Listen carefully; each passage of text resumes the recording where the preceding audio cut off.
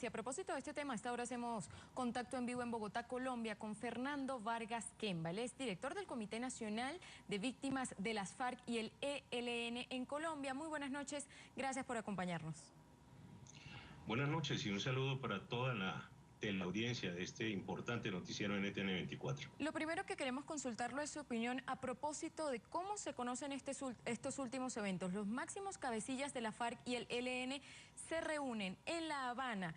En Colombia, en el resto del mundo, se enteran por publicaciones de la prensa, pese a estar bajo el consentimiento de Juan Manuel Santos. Ahora se conoce que en Ecuador también hubo reuniones auspiciadas por el presidente Juan Manuel Santos. ¿Se está negociando la paz a espaldas del país?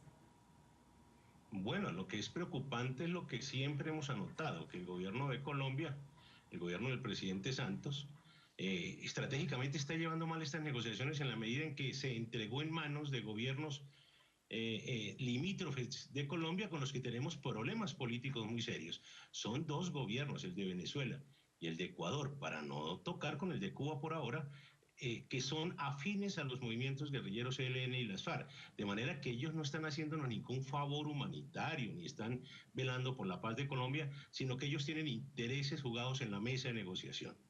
Ahora, lo del ELN habría que mirarlo también desde la óptica de Venezuela y la relación que hay entre Venezuela y Ecuador, y también desde lo que está pasando en La Habana con las FARC, y más aún cuando se conoce apenas hace unos días, como lo decía Daniela, de ese encuentro entre los cabecillas terroristas Gavino y Timochenko. Es decir, ¿hasta dónde, y ahí va la pregunta, hasta dónde las FARC están también detrás manejando la agenda de los diálogos con el ELN? Por supuesto, es evidente que lo que se está montando en Ecuador es una mesa dirigida tras bambalinas por las FARC. Es que para nadie es un secreto en América Latina, y mucho menos para los colombianos, el nexo tan directo que hay entre las FARC y el gobierno del Ecuador. Recordemos que hay videos donde Jojoy en vida reconocía la financiación de la campaña presidencial de Correa en el Ecuador, igual la contaminación económica y de apoyo político a una cantidad de personajes del gobierno del Ecuador, de manera que son las FARC, no les quepa la menor duda, las que están montándole la mesa de negociación al ELN en el Ecuador, y por supuesto que por ahí mismo entonces se cierra la tenaza fronteriza contra Colombia entre Venezuela y Ecuador. Eso no puede terminar bien para Colombia. Recordemos que tenemos problemas fronterizos con Venezuela, problemas que no hemos desatrasado, y Venezuela y Ecuador tienen intereses en que las FARC y el ELN se empoderen en Colombia en las mesas de negociación. Y ahora, ¿cómo quedan las víctimas? ¿Están a un lado de este proceso luego que se conocen estas conversaciones de manera confidencial, que solo las conocía el presidente Juan Manuel Santos? Sí, desde el comienzo, desde mucho antes de estas reuniones, las víctimas reales de las FARC, porque últimamente se han creado una serie de organizaciones que, desde el gobierno, hay que decirlo así, para usurpar los derechos de las verdaderas víctimas. Vean, las víctimas reales de las FARC y el ELN, clamamos solamente una cosa: justicia. Queremos justicia real, queremos que vayan a la cárcel y paguen los crímenes que cometieron contra Colombia, contra los colombianos, queremos que digan la verdad, queremos que la justicia colombiana descubra el entorno de estos dos grupos terroristas para que podamos saber todos sus auxiliadores y todos sus manejos políticos, esa FARC política, la helenopolítica, tantos nexos ocultos que se ven allí tras bambalinas en las mesas de negociaciones con visitas de ciertos personajes nacionales e internacionales, que es necesario que la justicia colombiana los persiga y los sancione. Pero tenemos una desgracia en Colombia, y es que la fiscalía también, el fiscal es promotor de este proceso de impunidad. Por lo tanto, pues no tenemos a quien echarle mano en Colombia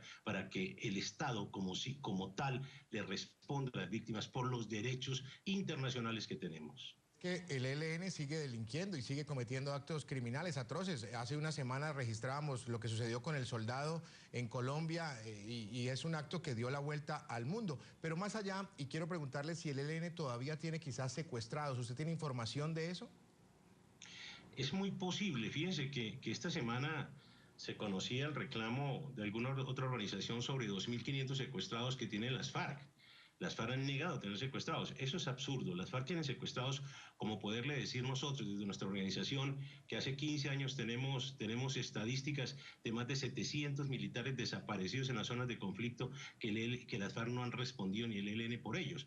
Por supuesto que el ELN es extorsionista, el ELN tiene secuestrados y los trata de cubrir o tapar de alguna manera. Lo que preocupa mucho es, si ustedes se dan cuenta, es que desde el ámbito legal, en el marco estatal, hay personajes que han salido últimamente a decirnos que tanto el homicidio de soldados y policías y colombianos es conexo al delito político, como el narcotráfico y como el secuestro. O sea, van a ser conexo al delito político todo tipo de aberración que se han cometido en Colombia con miras a lograr coronar la impunidad de estos grupos terroristas. Eso es absurdo. Bien, agradecemos a Fernando Vargas Kemba, él es director del Comité Nacional de Víctimas de las FARC y el ELN en Colombia, por habernos acompañado estos minutos en el informativo NTN 24. Buenas noches. Muchas gracias a ustedes.